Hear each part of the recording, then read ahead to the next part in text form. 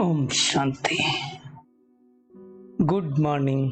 साकार मुरली 26 जून 2023।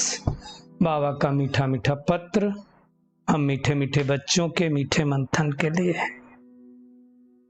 मंथन शुरू करने से पहले ज्ञान सूर्य शिव बाबा की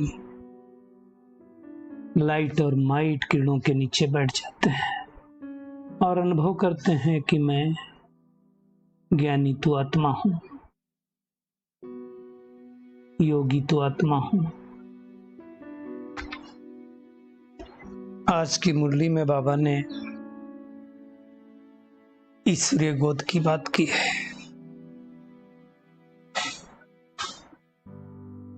और दूसरा काफी बाबा ने जोर दिया है कि आप मुए तो मर गई दुनिया। अब देखा जाए तो सृष्टि पर ईश्वर के तो हम बच्चे हैं, पूरी सृष्टि ईश्वर की संतान है, लेकिन ईश्वरीय गोद किसको प्राप्त होती है? जो आत्माएं उस निराकार परमपिता परमात्मा को, जो इस सृष्टि पर गुप्त रीति से आया हुआ है, उसको पहचान करके उसकी श्रीमत पर चल करके मनुष्य से देवता बनने की मेहनत करती है,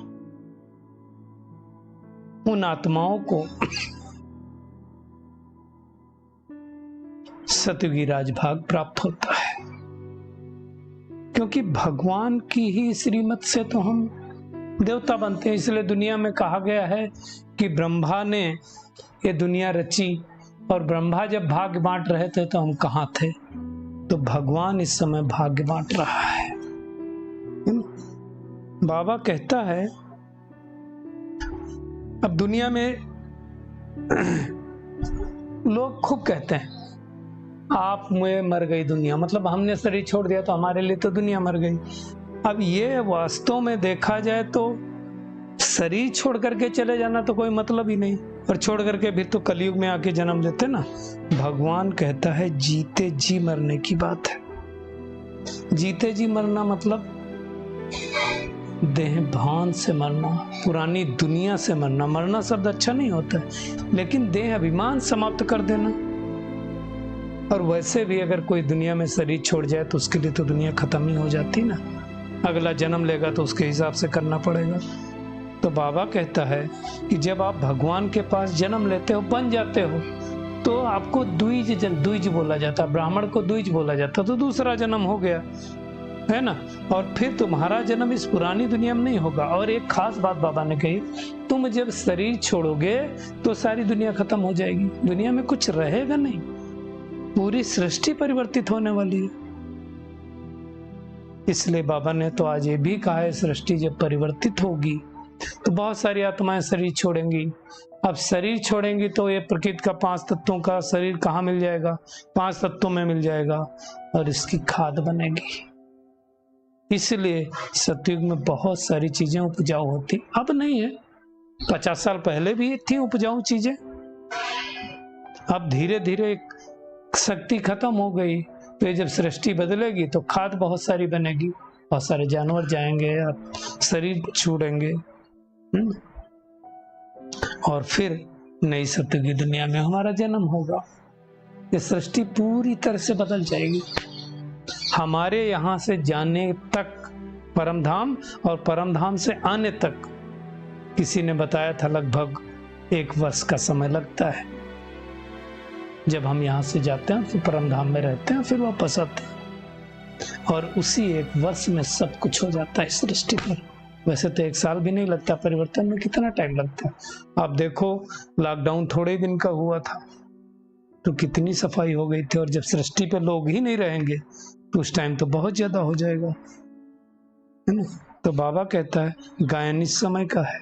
गीत है ना, मरना तेरी गली में जीना तेरी गली में, उस दिन हमने चर्चा की थी इस गीत के ऊपर, है ना।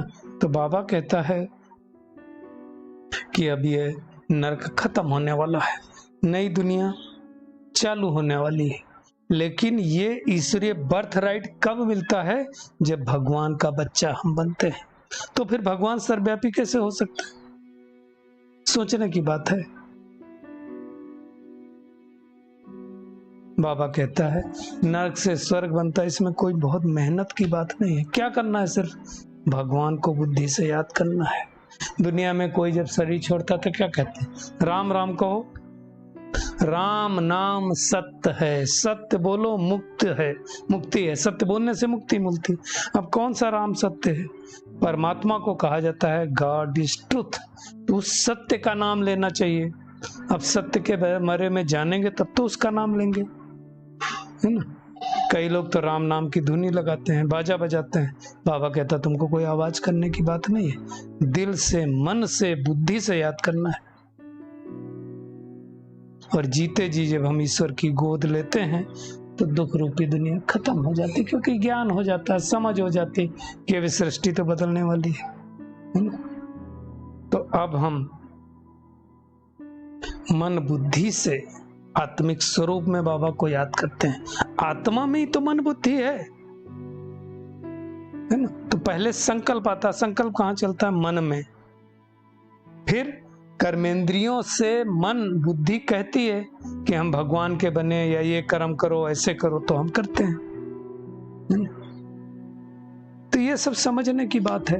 अब मुख से तो सब कहते हैं वो भगवान है, परमपिता परमात्मा है, तो फिर सर्वव्यापी कैसे हो सकता है?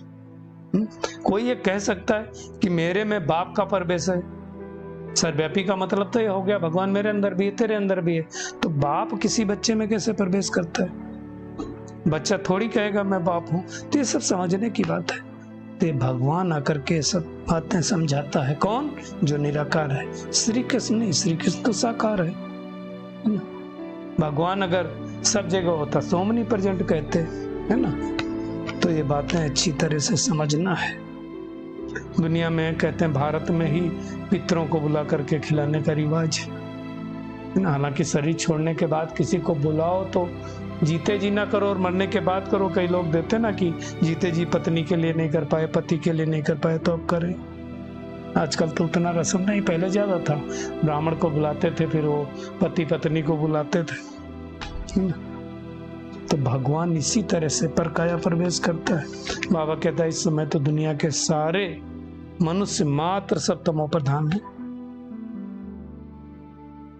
तो तमो प्रधान को सतो प्रधान बनाना हो तभी तो आए परमात्मा। सारी आत्माएं कब्र दाखिल हो गई। इसलिए देखो कुरान में भी लिखा हुआ कि जब सारी आत्माएं कब्र दाखिल हो जाती तो अल्लाह ताला ऊपर से आते हैं, सब कब्र दाखिल हुई आत्माओं को बाहर निकालते हैं और लेकर के वैकुंठ में जाते हैं।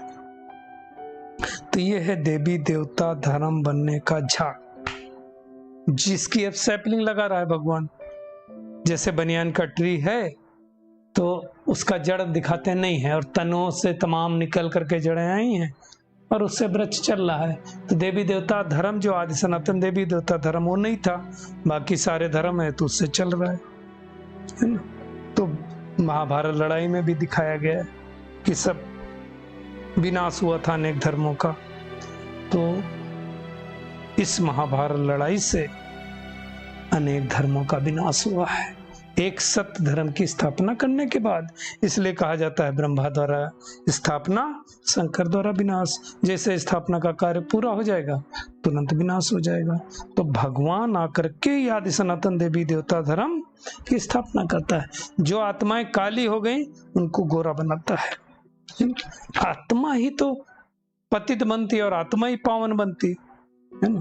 तो बाबा कहता है इस पूरी सृष्टि का विनाश हो जाएगा, है ना। फिर सत्य की दुनिया में जाएंगे। शुरू में बाबा ने खूब साक्षात्कार कराया। लोग जाते थे सूक्ष्म तन में, वहां जाके सुबीरस पीते थे, बगीचे से अच्छे फल तोड़ के लाते थे। एक्चुअल तो सूक्ष्म तन में कुछ नहीं होता है, तो भगवान साक्षात्कार कराता था।